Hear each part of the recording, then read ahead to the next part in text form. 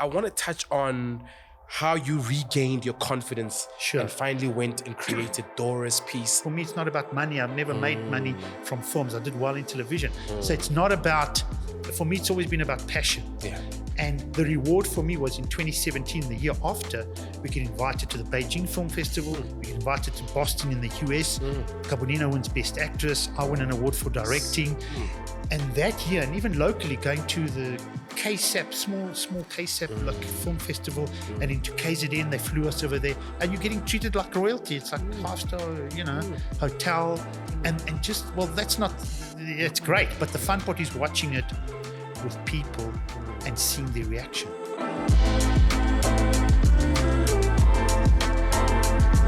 Sanibonani nonke makhaya. Welcome to the Film Biz Show, where we talk about the business of film and television, both locally and internationally. My name is Marcus Mabusela. Today, we have an exciting and exhilarating conversation ahead of us. We are joined by a man who got into this industry through passion, drive, and hard work. A cartoonist who fell in love with film and dove headfirst into animation, then editing various projects to land him a directing role in his first film, The Company You Keep. He's also worked on projects such as Zimbabwe and Izulu Lami. However, he's best known for his critically acclaimed, award-winning film, Dora's Piece, which he directed, co-wrote, produced, and edited. We have the one, the only, the creative genius, my good friend, Mr. Kosta Kalarytis. Welcome, brother.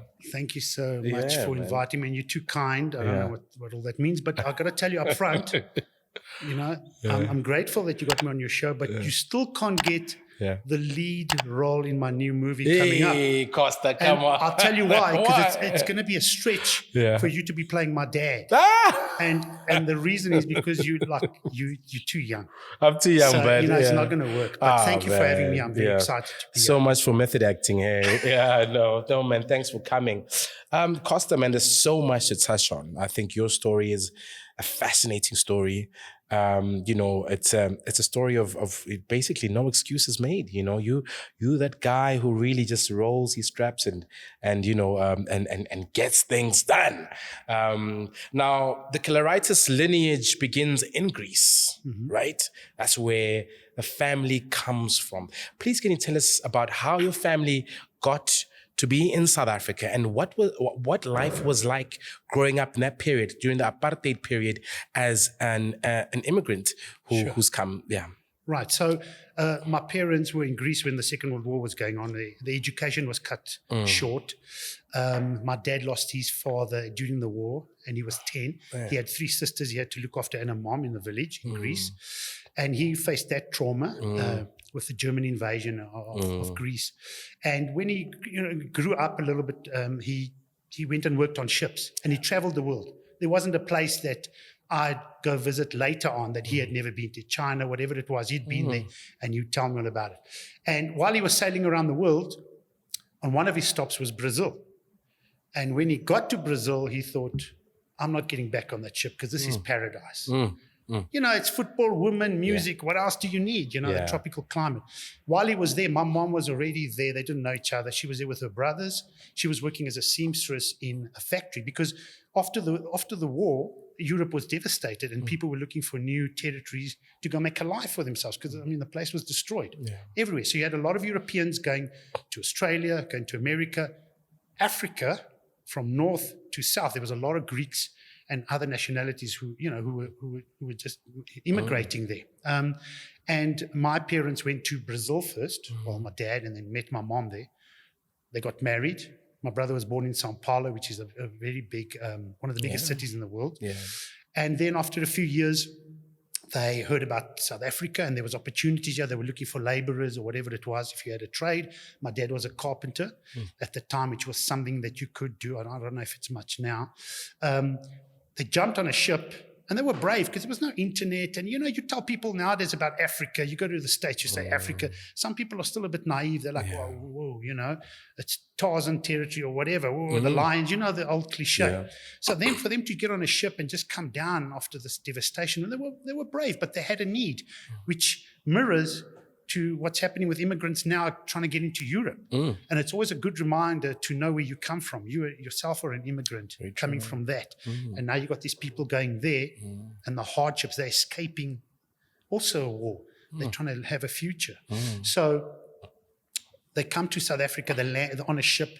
I don't know how long that takes. Sure. My brother learns to walk on the ship, apparently. Yes. My parents told me.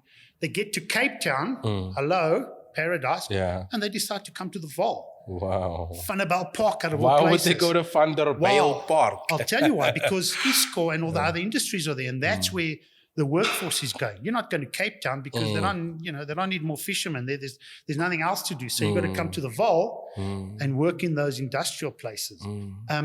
And a lot of Europeans were there, and there was like a little Europe in Vanderbijl Park. Sure. And so I get born in this small little apartment thing and in these flats, and the whole place is just filled with Italians, Greeks, Portuguese.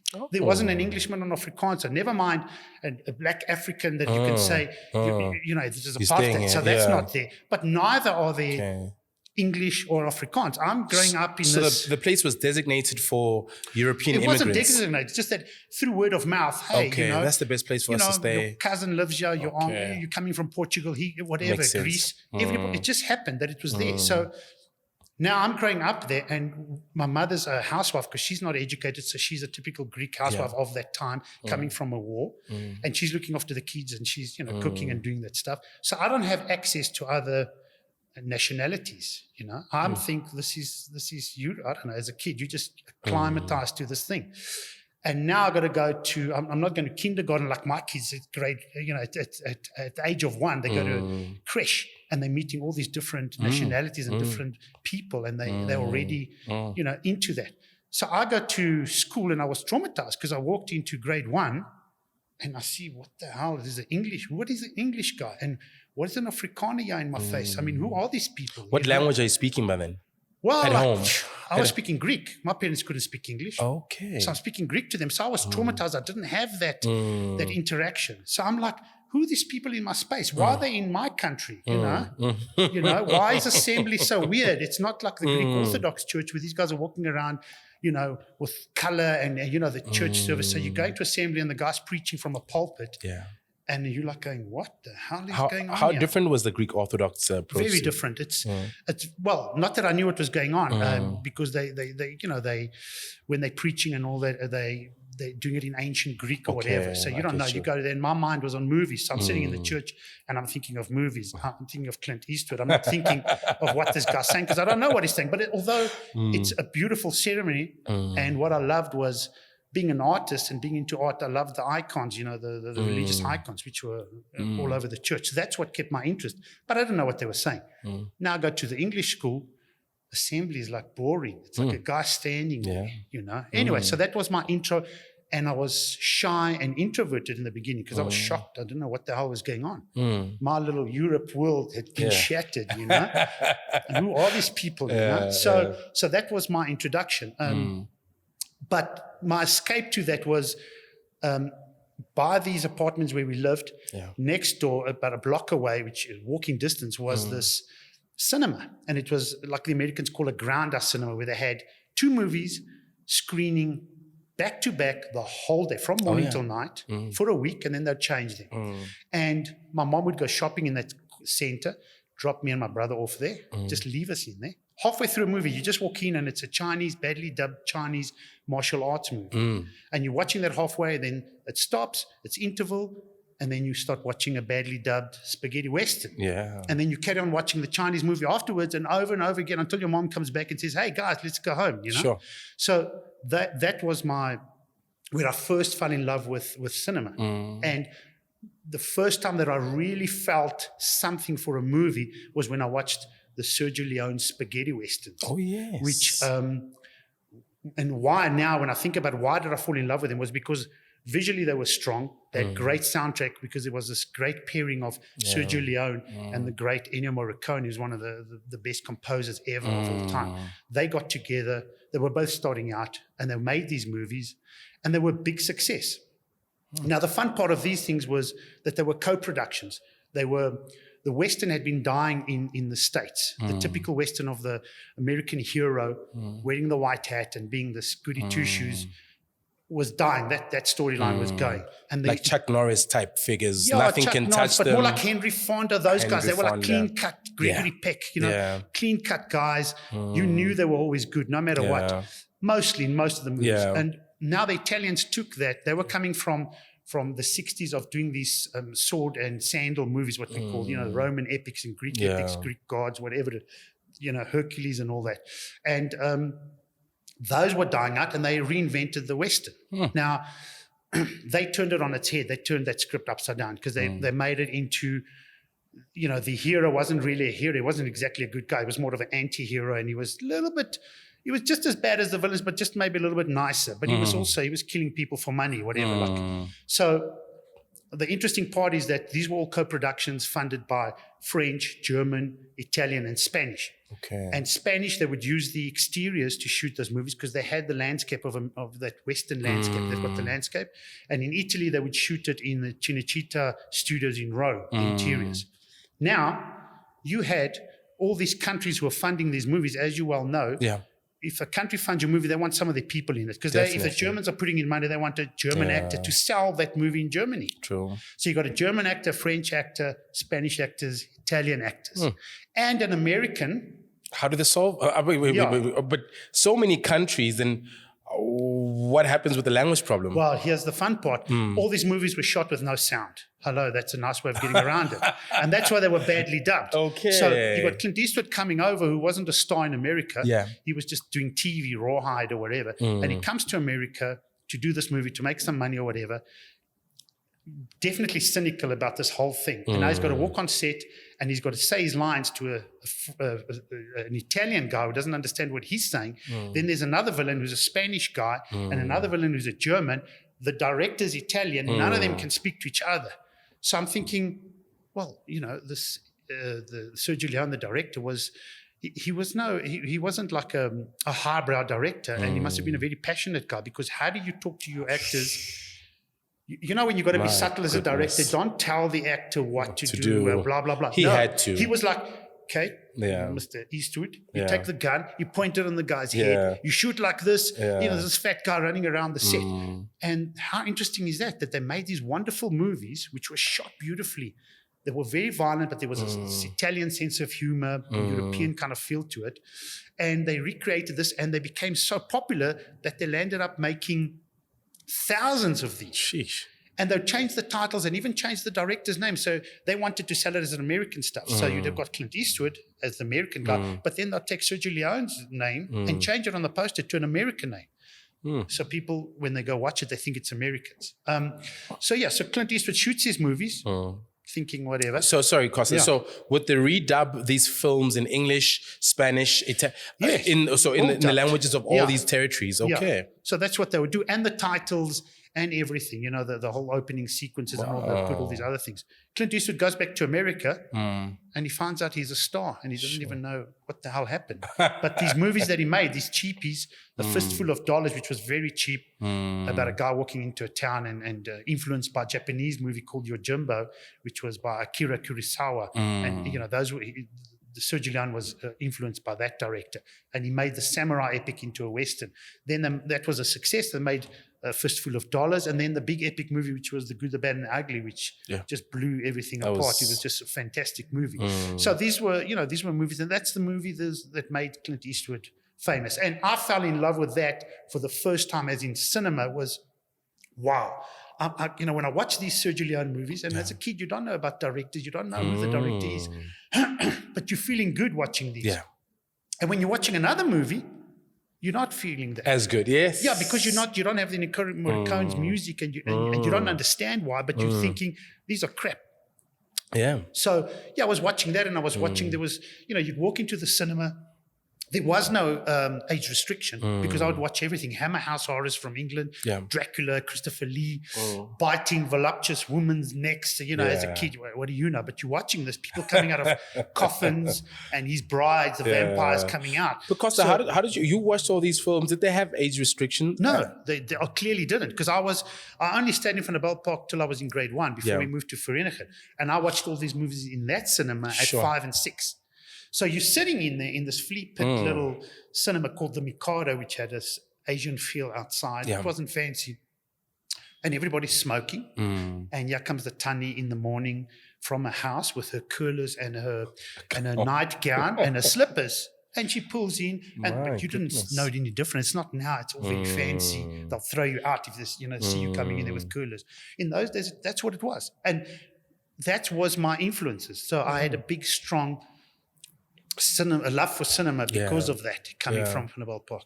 But then what was your aha moment that was like, okay, fine, when you realized that you had a talent for the visual arts, how did you actually discover that and then pivot into film?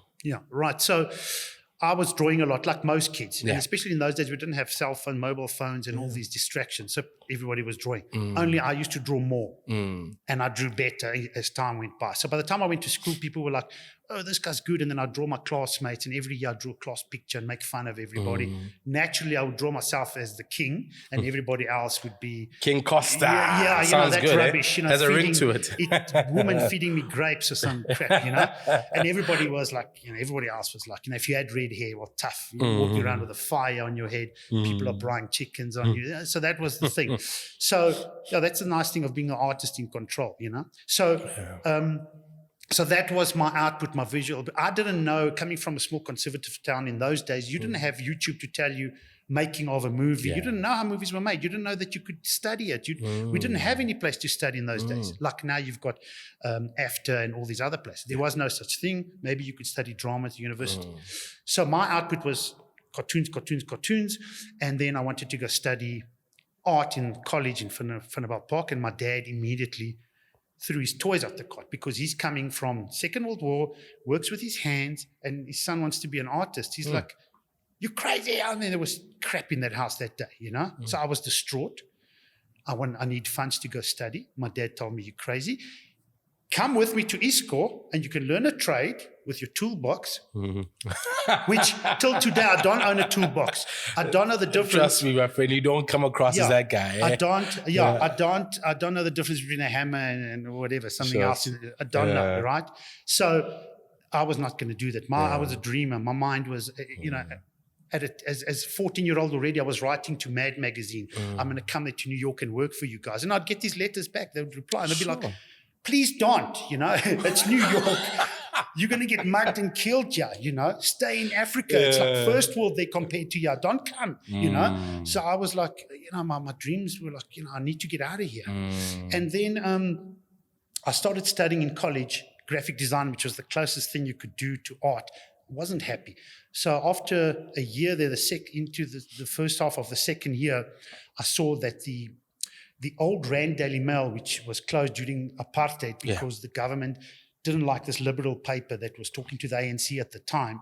They kind of encouraged the advertisers not to advertise in the paper, and newspapers need advertising, so they closed them down. And then when I was studying in college in my early 20s, I saw that they were going to relaunch the Mail and Guardian. And I thought, well, they were looking for a cartoonist. So I thought, well, I didn't think I'd get it. I sent in my portfolio stuff. I just sent it through. And then like a week later, I was sitting having lunch with my folks. The only other job I'd ever gotten was as a packer at Checkers, me and my friend, Joa Silva. And Joa Silva, in fact, there's a lot of talent coming from Vita. And Joa Silva became a very famous a photojournalist, part of the Bang Bang Club. Interesting. I don't know if you saw the movie The Bang Bang Club. Yes, I saw the movie. He was like my best friend growing up. Okay. So he was one of the characters there. Where in the Bang Bang Club? He's working for the New York Times still today. Amazing. He lost his legs in Iraq, I think it was, where he lost his legs 10 years ago, a little bit longer. Still working. He's now in Sudan. He just told me the other day. That's so amazing. He also, so there's all this talent. Maybe it's that ISCO pollution. I don't know what it is, but there's talent coming from there. Anyway, so So so I get a call. I'm having lunch with my folks, and it's the editor of the Daily Mail, and he says, "Hey, we saw your stuff. We love it. You start tomorrow."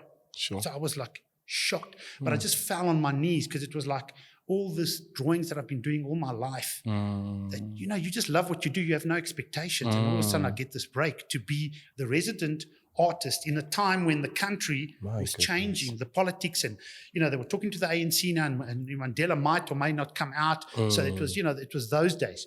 So I get to work in this beautiful place with all these talented journalists, even international guys, because everybody had expectations. Nobody thought there would be peace. There's a civil war going to happen. So you're working with all these adults, intelligent people, and I'm just this young dude who's a cartoonist. I was like early 20s, 22, 21. Piccanini, So I was fascinated with this. But again, while I'm doing this, I'm thinking movies. But now I'm older and I'm learning and I'm hiring stuff from the library, learning how to make movies and how movies get made. And I'm getting influenced and I'm a movie buff and I'm loving this. And on top of that, the newspaper had, they would have a film festival every year. And you'd watch movies that were banned in this country for whatever religious reasons or conservative reasons. The government would ban it, but these guys would throw this film festival. And there were days where I'd spend, I'd watch 3 movies back to back at a festival.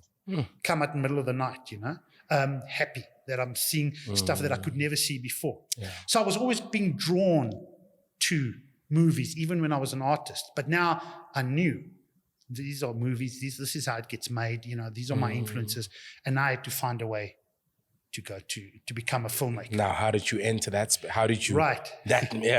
So one of my friends was working at SABC. Yeah. And he also had a 24-hour shop in Hillbrow. And my friend was an editor there. The old systems working on tapes. His name was Stephen, who grew up with us in Vereeniging, and he was my connection. He was a bit older. So, we used to look up to him a little bit or whatever. And if we had problems, you'd go beat up the bullies or whatever. He was like an older guy. But now he was working at the SABC. So I would hang around. I walk into Hillbrow, and it's like heaven. I'm like, it's Times Square. 24 hours, bookshops, music, books, for a dreamer and an artist. This is paradise, which we never had in Vereeniging because things are closed on a Sunday in Vereeniging and half day on a Saturday. So this world opens up to you. And I would hang around in Hillbrow loving this. Apartheid really didn't, in theory, didn't exist there, if you can say. It did, but it didn't because people didn't care about that. Okay. First time you'd see people mixing. You'd see a German dude walk past with his black girlfriend. It was nothing. Nobody had issues with that, which was the great thing. And now I can watch all these movies and I feel this freedom. And then I tell him, I'm going to go to SABC with you every day and I'm going to try to get a job. Nobody wanted to hire me. And I'm like, I'm passionate and I'm talking to them about movies. And they don't, they're not giving me a gap. So me and my friend decide, since he's working there and he can sign me in as a guest every day, he signs me in on midnight or just before midnight at 8 o'clock. I get to SABC, I hang around. When everybody leaves the workforce, they leave the studios open, they leave the edit suites open, I move in there and start, learning how to edit. My friend showed me a little bit, and then he'd take my car, go to his shop in Hillbrow, leave me there through the night. So every night I was there working, learning how to edit. Wow. And after 3 months, security walked in at 3 a.m. This massive guy walked in who, looked like a villain out of a Schwarzenegger movie. And he was like, "Who are you and what are you doing here?" "Oh, no, I'm editing, sir. Look, where's your booking for?" "Well, I don't have. I'm just training." "All right." Grab me and they say, "We don't want to see you here ever again." Sure. So my dreams are shattered. The SABC is throwing me out.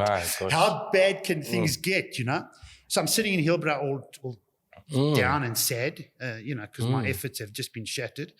And then me and my friend decide, well, we're going to go backpacking through Europe. It's a good time to leave the country, whatever. Yeah. So we go and spend a few months backpacking. And after being there for a while, my dreams were still, I need to go back and I need to get back into this TV story because that was the closest you had to films. And I left, I remember Luxembourg. It was New Year's Eve or something. It was cold and freezing. Even the airport was cold. And I was outside listening to James Brown on my headphones and dancing to trying to keep warm. And then I get to South Africa. I have nothing. I'm going back to my parents. I don't have a car because I sold it. I have nothing. And New Year's Day, I'm sitting there devising a plan how to get back into television. So I was a good artist. I did a storyboard.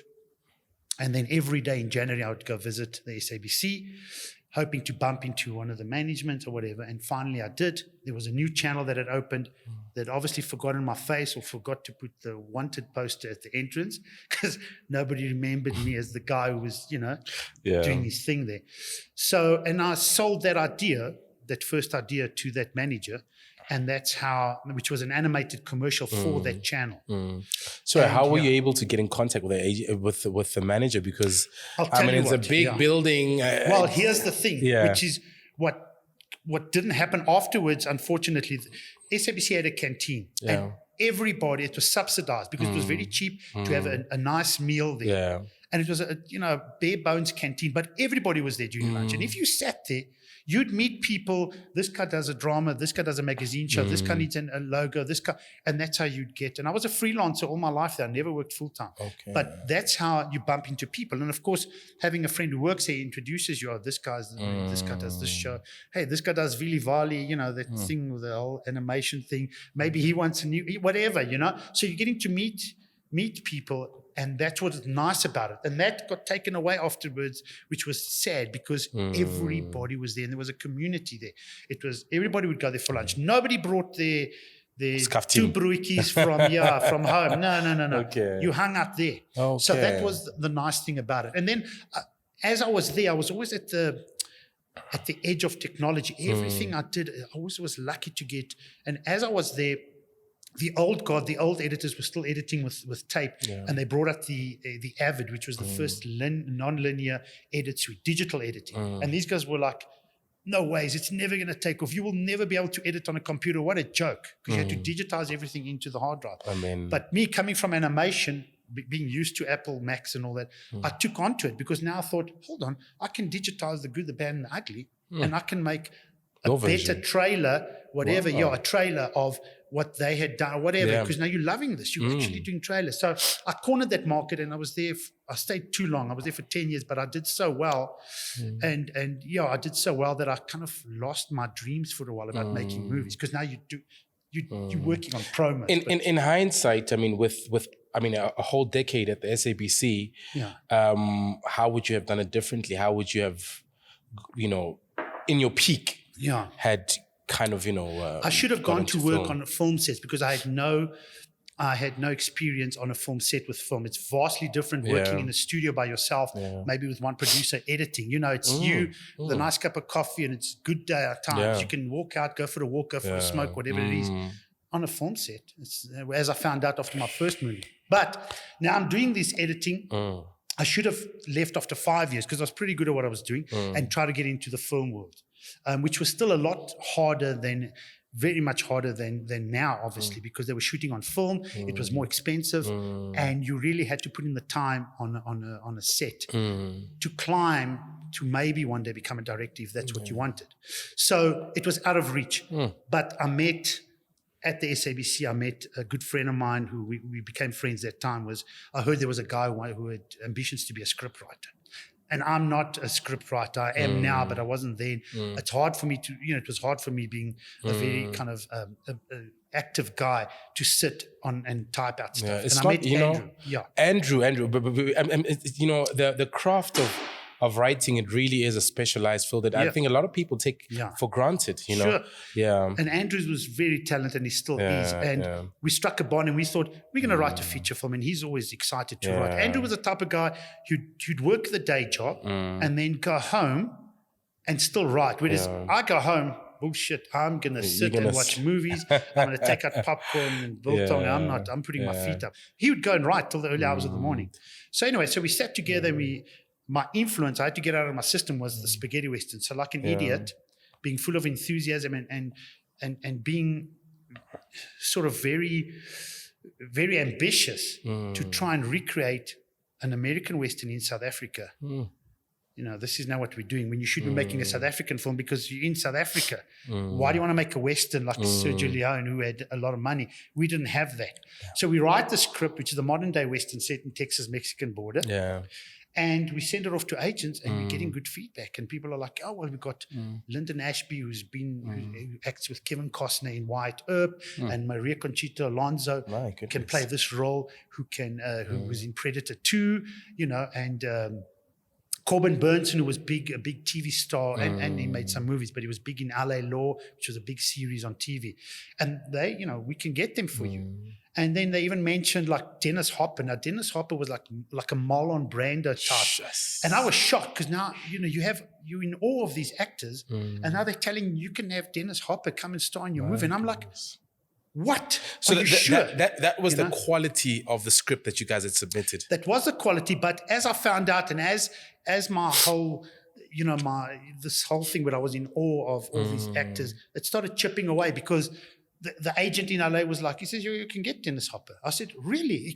Can he play that part in my movie? I thought, are you sure you've read the right script? I don't know, because this is our first script. I was shattered because I was like, they're normal people. They need to work. That's it. And if you can raise, but we couldn't raise that money. 400,000 is ridiculous. We couldn't raise that. But money. wait, Kosta, how was the actual process? Of you guys putting the script together. You tell Andrew. By the way, shout out to Andrew Harold. Yeah, our guy. That's our guy, man. That is our guy. So what you tell Andrew the idea, and what he puts it to him. I always write sort of a story treatment, right? And in the creative world, you can be the best of friends. You're going to have fights. That's true. And Andrew, I can handle violence more in terms of on the screen or on the written page. I can, a lot of my influences as well were violent movies, Taxi Drivers, or spaghetti westerns, or whatever. And Andrew's not that guy. No. I would write the story and I'd say, well, bullets are flying, a guy gets shot in the head, a guy gets, whatever, chainsaw down, whatever, like Scarface. And Andrew would look at it and he'd change it and be like, well, can they not maybe throw flowers at each other? I'm exaggerating, but I'm like, dude, this is this movie. It's a violent movie. We're not going to have these people being nice. So to our audience members, Andrew is the sweetest human being you'll ever meet. Yeah. And it's just beautiful how the contrast, in your personalities and how well the partnership has worked over the years. Yeah. Yeah. And he's very talented. And even though through the arguments we had, which made for better scripts. And sometimes you'd win and sometimes I'd win or whatever it was. At the end of the day, when you you don't even remember who wrote that. That's a nice line. I don't even remember, but it's beautiful and it's always worked well. So we we worked like that. And the people were keen to come, the actors, and the actors that we chose weren't A-list actors. Okay. They were more, the Kevin Costner's third brother in the Western, Lyndon Ashby, and he was a big star on Beverly Hills 90214, whatever, on TV. So there were more TV stars or second or third actors, but they were willing to come because that's what we could afford. Or so we thought. Where did you get the money? Well, I had a friend again from school, and I was telling him about this, and he was a Greek kid who we went to school with, and he was involved with businesses and spas and all that. Wonderful. And he knew a lot of Greek guys, businessmen or whatever. And I was telling him about my thing, and I said, well, we're going to have to try to raise money. We got to do a budget. Of course, none of the shit I know how to do because I've never done a movie before. Yeah, I don't know what a budget, what this costs, whatever. So I came up with a number that we thought we could do it in, and he says, "Oh, that's fine, 3 million, whatever it was. I can get that." And I was like, "Yeah, right." So you didn't do a cost breakdown of the script. You just dumped. No, I couldn't. I didn't know. No, it happened afterwards because we had to hire a producer who knew what he was doing. Exactly. A veteran. So, so he went off, and I thought, I'll never see this guy again, or we're going to see him at a club, and he's going to ignore us, or and like that, he raised the money. It was quite quick, And now all of a sudden we're faced with having to make this movie. I'm now a little bit insecure because I've never walked on a set before. I don't know what it looks like. Man. I've been cocooned in the studio, living it up in the edit suite, thinking I'm the king, And now we got to shoot this movie. I get a producer who had experience in this country, and we get these actors, and now we got to shoot this movie. But now we have a problem because you got to recreate the US in Africa. You need money. You need to change the signs. You need new cars. You need American cars. You need American accents. And we don't have that. We've got 3 American actors and the rest are South Africans trying to act as Mexicans, which is a stupid idea. Because, it made the Sergio Leone movies look like, Oscar-winning, art films, because we had, now you're making cut because the South African guys trying to be a Mexican. Yeah, who did you get to play your Mexican guys? Well, we got colored folk, we got colored folk. Because I was like, we don't have Mexicans. What are we going to, well... We got the colored guys. Just put on that mustache, man, and put on a white How were the top. accents? How did the accents work? Yeah, no, the accents. Accents. No, the accents. I've been put off accents since. If I make a movie, I'd rather go hire a real German or something than I'm so not into accents. It just takes me out, So that was a baptism of fire, that movie, because what was supposed to be my dream project just nearly destroyed me. I got sick. I was on cortisone. And of course, the one actor in my movie was Lyndon Ashby, and he was playing... He was a gangster who had stolen some money from other bad guys. And he was in the movie, when you first see him, he's in a church disguised as a priest. He's in hiding from the bad guys. So he's acting as the priest. He's got his little white collar, whatever. Yeah. And after our speech, he said, okay, guys, all right, tell the crew, he says, listen, let's all hold hands and pray for our friend, the investor, and I hope that he gets over this. And everybody's praying, and like me and my friend are looking at each other and going, if we weren't believing in God then, we definitely started. We're praying to everybody. And the funny part was the irony. When everybody said the prayers and then everybody went to do their jobs, getting ready for the shoot, he called me over, Lyndon, and he said, I hope that your friend, the investor, better make sure that his hand works to sign that check. So I was like, oh my God, so these guys are going to flee. Yeah. And if you stop production, which is what happened on Dora, and I'll tell you about that later, it's a disaster. Because if people go away, you're not going to call them back. And, these stars are acting on other movies. The one guy's put on weight, the other one's had a different haircut. Yeah. It's a disaster. Your movie is gone. But anyway, by hook or by crook, every week we made those payments. We were calling favors. How did you do that? Calling friends favors, and it's terrible. So we did it, and of course, I was in a situation with not having experience now, trying to raise money. During the shoot, I'm not trying to find money, so we forget about directing. Plus, I wasn't exactly experienced, so you lose confidence of the crew, And then they're like, they don't really know what's going on. That you're suffering every night and you're trying to raise. You've told them, we got the money, it's cool, go and do it, go sleep well, And at night, every night, you're struggling. Not sleeping. So we did that movie, and production values was nice, and it's not a bad movie. Got to sell it to European countries, and then I talk about a Sergio Leone moment. One day I was watching DSTV. And I was going through the Portuguese channel. I don't know what I was trying to find. Soccer. Do you remember they still got it? I don't know if they do RTP or whatever. Yes. There was also a Greek channel. And I see my movie, and these guys are speaking Portuguese. It's dubbed. They dubbed it because they sold it to Portugal, and they called it Companheiros do Crime, like the company, company of criminals. Okay. That was the sort of translation. And then I see my American actors, passa bola. What the hell is going on here? So that was my Sergio Leone. It kind of came full circle when I'm looking at my actors talking in Portuguese. My goodness. And they had sold it to RTP or whatever, because I think the selling point there was Maria Conchita Alonso. She was from South America.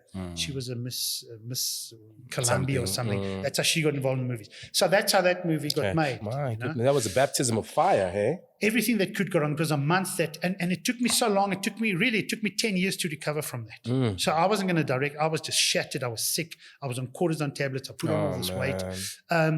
So after that traumatic experience of directing the company you keep and going through that, I went back into editing, destroyed, my dreams shattered. And I went back into what I knew how to do best, which was editing. But I was now editing movies. And the first guy who gave me the chance was Daryl Root, because Daryl Root came from doing Yesterday and Sarafina. Yesterday was nominated for an Oscar, although he didn't win, but he was up there, and he was mixing with industry types. He went and made Hollywood movies as well.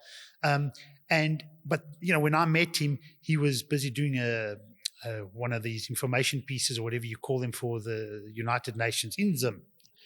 And it was just a small piece he was doing with a 3-man crew. But while he was there, he decided, well, I'm just going to make a feature film out of this, because that's Daryl. He can go and make a movie with barely anything, although I don't want to encourage that. Give the guy millions, whatever. So, and, him and the producer just found out that I'm a good editor or whatever it was. And they came and this is another Sergio Leone moment, because they dropped this bag full of tapes, these little mini tapes. And they were like, start editing. I was like, okay, where's the script? No, there wasn't a script. We were just shooting on the fly.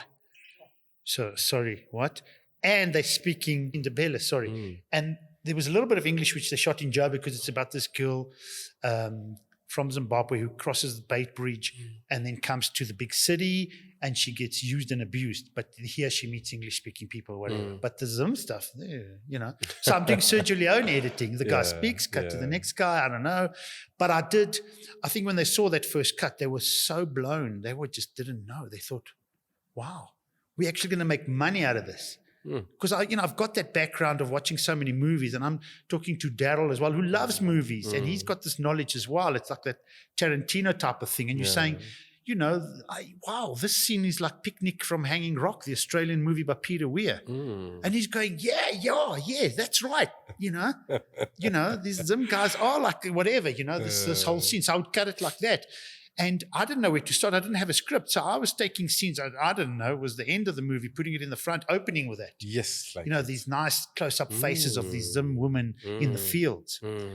And Daryl, when he first saw it, he was like, but that's the end. But hold on, he tells me. That's the end, but hold on, this is interesting. Yeah. And we built this thing, and then it got sold. And they made the money. And then I was in the good books. So they would bring me work. And then I was cutting movies and landed up working on the Winnie movie as well. Oh, wonderful. Which was a 140 million rand movie. Jennifer Hudson and Terrence Howard did a brilliant Mandela. But there again, it was a co-production between different producers, Canada and South Africa, and they were fighting all the time. So they kept me working.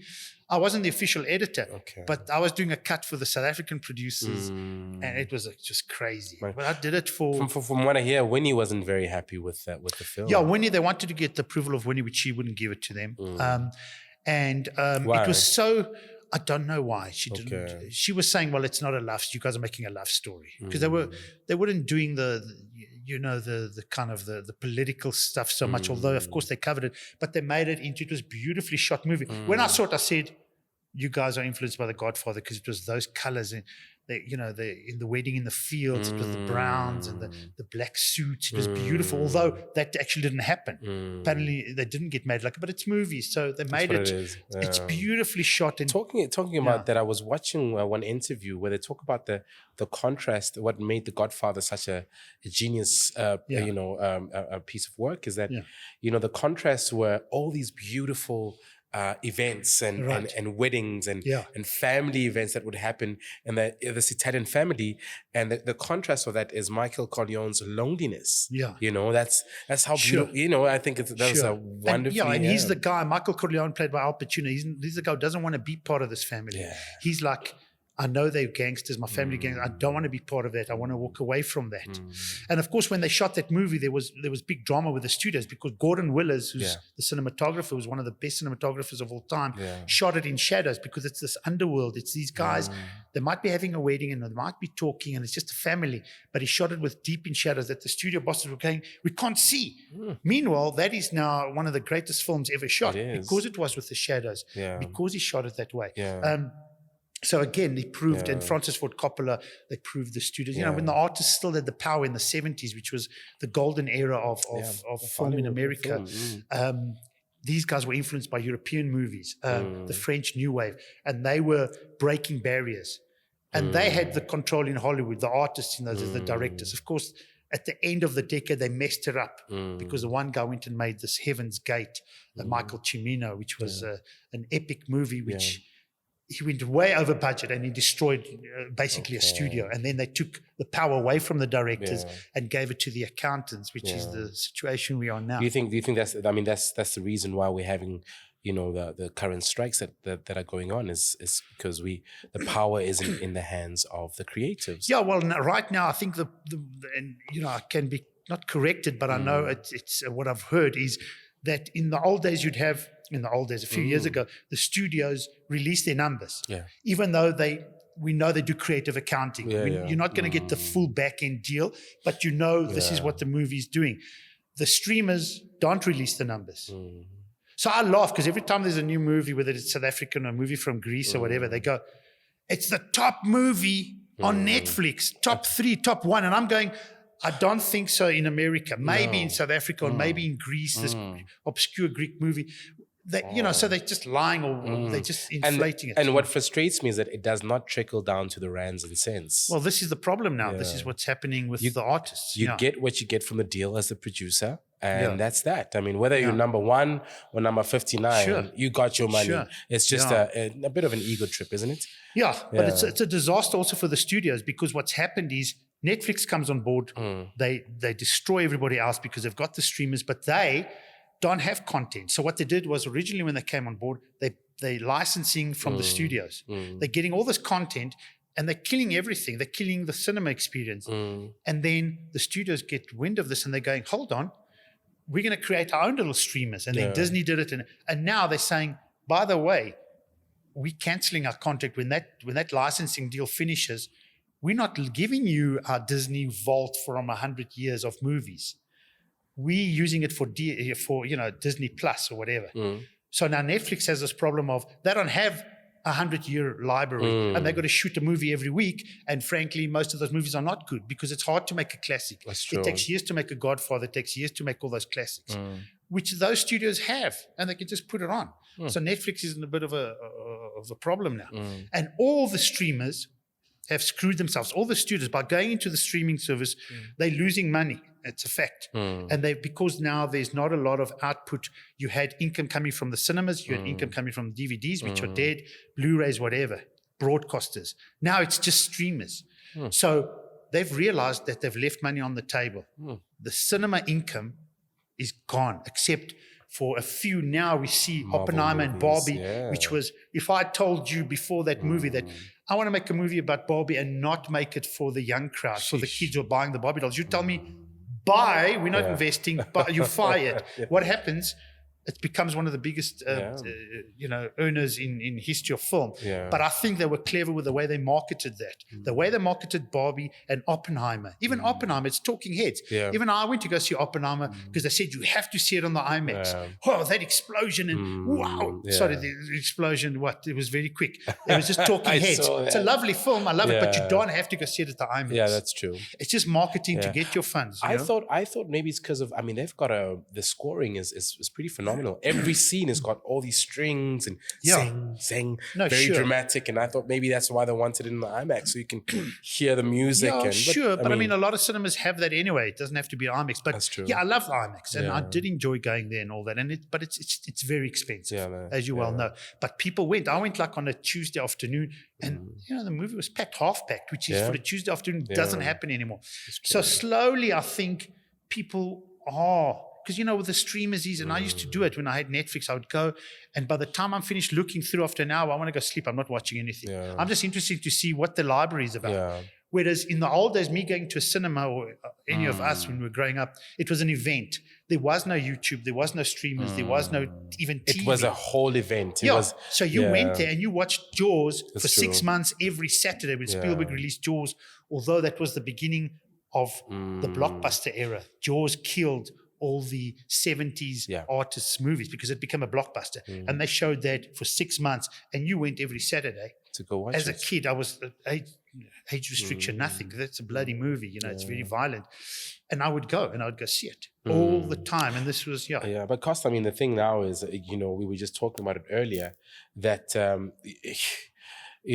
be honest with you, the pricing, of these cinema tickets, they're quite high. It's crazy. It's crazy. Especially if you have a family and you're going to spend 600 Rand for you and your 2 kids to go see a movie with the popcorn or whatever it is. It's just crazy. You can't do it. You can't. So, man. I did a cartoon, by the way, of me going to see, of going to the movies to go see Oppenheimer. Is it? Where I bought all the refreshments outside and I had to smuggle them in, it's quite funny. We need to see that. They're going to ban me, but anyway, we're going to put that in that, in that post. So a quick one, we need to just rush up, but I want to touch on how you regained your confidence and finally went and created Dora's piece, the critically acclaimed Sure. movie? So what happened was after 10 years of editing, me and Andrew were writing scripts left, right, and center, and we had this thing going. We're passionate, and it wasn't about money, although you need to earn, but we weren't earning from the screenplays. And of course, we don't have that where you write something and somebody comes to you, knocks on your door and says, "Oh, I loved your previous movie. There, take 10 million, go make another." It doesn't happen. You know, you have to do it yourself. And I remember when I started my company, One Man Band. At the SABC, because I was promo producer and editor, and I thought one man band sounds, but some people thought it was arrogant, and I'm like, but I'm just doing a dual thing. Then when I made a movie and I used one man band, people thought, well, this guy's a real narcissist because he's saying he's doing the whole thing. No, by himself. What I'm doing is I'm trying to get. I don't want to produce. I want to work with a producer who's going to fund my movie, but then they're not coming through because they got their own projects. You know how it is. I know. You send a script, nobody reads it, so I had to produce. And editing, I'm always going to edit my own movies because I'm very good at that. And I know I can shape that movie and take out scenes and make them better, whatever. I'm very good at that. So I'm not going to trust anybody else. Yeah. My deal is when I make a movie, I'm the editor and the director, and that's it. I don't care about the producing. That's it. So I did it out of necessity. But now I'm saddled with one man band, and people go, this guy's a narcissist, and he did the promo. So, the one day I was joking, I was saying, hey, I even wanted to play the part of the Konstandino role, but I thought, let it slide, let somebody else shine, as a joke, I make fun of myself. Yeah. So with Dora's, so we worked, and then I had to think like a producer instead of thinking of the heart and making epic westerns or whatever in South Africa. And I thought, how can I make a movie where I can be more creative, control it? And I got inspired by, again, movies that I'd seen, like movies like Assault on Precinct 13, directed by John Carpenter, who was also the composer. That's the original one, not the one they remade later. Okay. And that was clever because he was very good at making movies on the cheap and making them good. So it was an abandoned police station. All the action takes place and all these gangs were attacking this you in one location. So I thought, I need to recreate that. And we wrote Dora's with that in mind, where we mostly in one building using Hillbrow. Yes. We used the car park from the local church to put our crew and the trucks or whatever and our unit. And we were there because if you screw up, well, the next day you're there, you can do that pickup. You're not traveling to another place. So most of it was shot. And I had to think like a producer, thinking, how can I contain it? Because that's important, especially when you're starting out. And I was still a beginner, and it takes so long to make another movie for me. I always feel like a virgin walking on a film set. I'm like, sorry, what is that? They're like, sir, that's the camera. Oh yeah, I forgot. Okay, right, let's move. Let's move on. So you have to go through that. But I was confident. How did you handle the noise? Because Hillbrow is buzzing. How did you handle that? Hillbrow, I think you were talking earlier on in your other interview that I heard, and you were saying, what's your favorite place? And you guys are talking about the mountains in the Cape or in KwaZulu. I'm saying, no, Hillbrow is my favorite place. Why? Because I got influenced by films that were shot in New York in the 70s, and it was gritty. And Hillbrow has that grittiness. You point the camera, and Nick Hoffmeyer, who shot Dora's piece, and I told him, I said, this is why we're doing it. I want this claustrophobic kind of feel. And he did such a spectacular job. If you look at Dora's piece from the opening scenes, Konstandino in the Reds, the gritty jail scenes, it just worked beautifully. Using the colors, that was my influence, using the colors of the Greek Orthodox Church, the icons, the reds, the purples, the blues. I incorporated that in the movie. So that was my palette, when I made Dora's. And that worked like it was beautiful because I was more confident, I had control, and we were all in one space, and you could be more creative. And it worked like a dream. And of course, again, like I say, every time I try to make a movie, disaster struck. So a few months before pre-production, or as we were starting pre-production, both my parents died within 40 days. My mom died, they were in their 80s. And then 40 days later, on the day that I'm supposed to go to Vereeniging and pick up my dad to go to my mom's memorial, because the Greeks have this 40-day thing. So you're going to go to church. And I'm getting dressed in my suit or whatever, trying to look churchy or whatever, to try to look decent. And I'm shaving, and my wife at the time walked into my bathroom and said, I'm sorry, your dad's just passed away. And I'm like, now I can't go to my mom's memorial. I've got to go check my dad's body or whatever, where he died. So I was traumatized. I get into Dora's and I've got this whole Greek thing. And in the scenes, I've got photos of my parents because the movie's dedicated to them. So that whole thing became like a spiritual, circle of life because my parents die. I shoot this movie. It's got Greek influences. I'm dedicating it to my parents. I even, end it with an icon, dedicating it to them. And then my wife at the time wanted us to go to Europe to go see her ailing grandfather in Italy. Yeah. And then I was going to go to Greece to spread my parents' ashes. That was the deal. And every time we booked, they would move the movie. The distributors would go, oh, no, let's move it this month. And it was always the month that we were booking. I was like, I don't want to leave while my movie's playing. It's a big deal for me. And then they moved it a second time, and they moved it like 8 months because they wanted to do it on Women's Day, on August, on Women's Month. Yeah. And that was the marketing behind it. It's a women's, it's about a woman and about women actresses or whatever. So I was like distraught because I managed to get to be the first week when the movie was released, and then I had to climb on a plane. But I wanted to be in the movie houses. I wanted to sit in with an audience, not my friends, because the friends will say, well done, you're a genius, it's beautiful. Behind your back, they might say, look, this thing sucks. Like, what are you doing, Anyway, so I didn't have that. But while I was in Greece, in Italy, and then Greece, spreading my parents' ashes, I was told, listen, they'd asked for the movie at the Josie Film Festival. Yeah. And I gladly gave it to them. And I was getting messages, hey, are you coming to this thing? Are you coming to the festival? I'm like, I'm in Greece. And the day that I'm arriving back to South Africa, after being away for 3 weeks, it's the day they're giving out the prizes for the films, best this, best this. So they said, please come, come straight from the airport. And I was like mountain man, I hadn't shaved. I was in the mountains in my dad's village or whatever. And I phoned Andrew and I said, listen, Andrew, I think I'm dying to go to this thing, but I'm landing. Bring me clothes from my sister-in-law. Get clothes from her, my clothes. Bring it to the airport. I'm going to go into the bathroom, do one of these quick little washy things. I felt like terrible. I was tired and I hate flying. I just get very tired. Go straight. Me and Andrew go straight. We meet up with Kabunina. We go straight into the festival. And it's the day they're announcing the winners or whatever. And I thought, definitely I'm in for an editing award because I thought, I just did some funky editing, cross cuts or whatever it was, flashbacks. And I thought editing because I always think I'm a good editor. So I thought, I go there and I look like crap. And everybody's, people can really get out there. Big ball gowns, and I walk in there looking like a peasant or a donkey, whatever. And then we didn't win anything that night, but we were having a good time. It was just happy to be there and seeing, the whatever, and mixing with other filmmakers. And the final thing comes, and then we win Best Picture. My goodness. And I was stunned. I didn't know what to say. And I had to stand up there, and I talk, as you realize, I talk too much. And I couldn't say a word. I didn't know what to say because I was like, it just felt like my parents had helped me, or, it just evolved with them, And I remember when I edited, by the time I finished editing Dora's, the funny thing was I'd come from a loss of my parents. Yeah. And after a year and after the movie was pushed for marketing purposes to a certain date, I became a father. My son was born. So a year later, and 2 years later, because it took 2 years to get released, my son made it to the red carpet. And I thought, wow, I went from loss right around, that circle of thing to and I did, at the end of my credits, you'll see as well, because I'm also a Liverpool fan, and it says at the end on the credits, it says, and to new beginnings.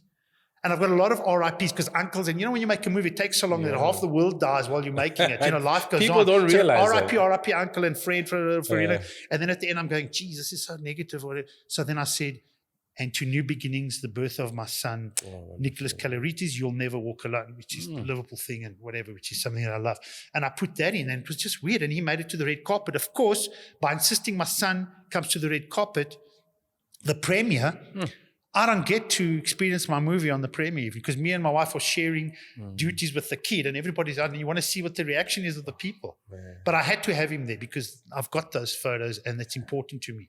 So I missed it. I'd go in because you want to see the audience, are they feeling it, It was a beautiful premiere and I loved it. And And it just turned out so well. And then of course, after that, 2017 was even better, because this is the reward that we're talking about. For me, it's not about money. For me, it's always been about passion. Yeah.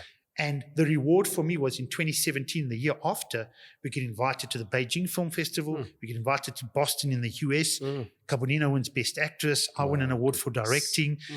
And that year, and even locally, going to the KSAP, small KSAP like film festival, and into KZN, they flew us over there, and you're getting treated like royalty. It's like 5-star, hotel, and just, well, that's not, it's great, but the fun part is watching it with people and seeing their reaction. So we have to jump on to our last question. Sure. Kosta, you and I have spent a lot of time together, and I've been at your place, and I mean, this guy's place is just filled with movies and posters, and you walk into the place and you know it's an editor's house, it's a director's house, it's a filmmaker's house. This is why I'm divorced. The man is obsessed. We've shared a lot of ideas as to how we can put out some of the material that you've put together. Wonderful, well-written scripts that you have. And we are aware of, the hurdles that we're facing as filmmakers in this country. My last parting question to you is, what would you like to see change in the current film landscape of South Africa?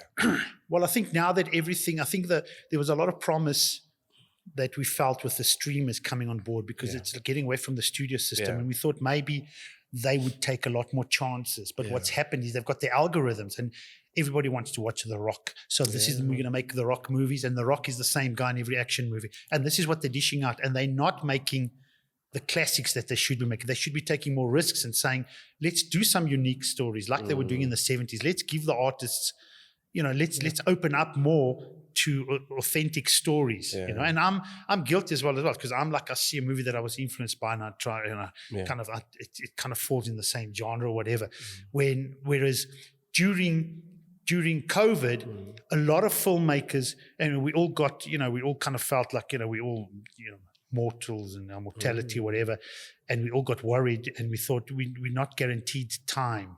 So we want to do that something special. And I felt that, and I started writing a personal story of me, of a coming of age story, growing up as a kid in South Africa. I started writing that, which is the first script I tried to write 30 years ago, before I was in film. I tried to write a script, I didn't know how, and I abandoned it, but then I would write notes, and I had 4 or 5 books through these years, and it was too precious. I didn't want to go to it. But after going through that period where you thought, I'm 56, I might die. I mean, I got diabetes and blood pressure. I could be one of the guys who dies from. And we lost a brilliant people from Dora's piece. We lost our composer Gio Horn, who's a fascinating, talented guy, young guy as well, with a family. He died with COVID. And Chris Petrak, who was a sound mixer, beautiful people that both passed away. So it wasn't, I don't know about the conspiracies and all that rubbish. All I know is people did die, and actors, and I know, the one actor from Winnie also passed away. Many people died. So you got that fear of we not around forever. So let's rather try and do something special. And then I actually sat down and wrote the script of this thing that I wanted to do for many years, which has evolved through the years as I got more mature. I'm glad I didn't write it when I was much younger, because it would have been the same thing. And it's evolved into something special, and I'm now in the process of trying to raise money for that. And that I'm so proud of, because when I sit to write it, and I'm not really a writer, I always work with Andrew as a screenwriter, but I could only write that. Andrew can't be involved in that. It's my story. It's my growing up. And I wrote it, and it was the easiest thing that I ever wrote in my life. I didn't even have a structure. I even told Andrew, I said, do you think I should write? Yeah, you got to do a structure. Where does it end? And I thought, I've got all these stories in my mind that I've been writing in notebooks. I didn't even look at the notebooks, because, sometimes I have to check it. What happened, when we were kids? And I wrote it, and it just flowed. And I just wrote it, and it just came out. And I've got enough material to make. I'm hoping if it's a success and I make it, that I can do 3 movies, because I've got an idea of how to make it into 3 movies. And that's special. And I've got to do that. And if it's the last movie I ever make, I want to make movies for another 20 years till I'm 70 something. But if it's the last movie I make, and that's the last movie I make, I'll be happy. I'll go spend time with my kids like I do, because that takes a large part of my time. But if I make that special movie and I end on that, well, I'm happy, because I know that's going to be the one. So you'll see me at the Cannes Film Festival. So, yeah, I'll hold you to that, my man. With Monica Bellucci. Yeah, Monica Right. Bellucci. Yeah. So, Kosta, man, well, thank you for gracing us with your presence. You know, you are a man who's so passionate about this craft, you know. You exude excellence. I know the kind of perfectionist that you are when it comes to your craft. And today was just one such example. I mean, with the vast knowledge that you have, you've got films on, you've got movies on movies on movies in storage. And it's just been a huge masterclass that you hear you speak. So we just want to thank you from the Film Biz Show, and we celebrate you, and we know that your films are going to get made, especially that huge international blockbuster with the massive star who's only available in 2026. Okay. We're going to make that one. Right. That's okay. it. I'm going to hold you to that. But thank you for inviting me. I really enjoyed it, and I love talking about movies, and it is my passion. Yeah. And I'm loving what you guys are doing, because it's just focusing on things where not everybody's doing, and focusing on artists and filmmakers, which is people I love. And thank you. Thanks so much. Thanks. Now, we would like to say thank you to Fortune Well, the Dynamic Workspaces, as well as the Magic Lightbox for sponsoring our episode.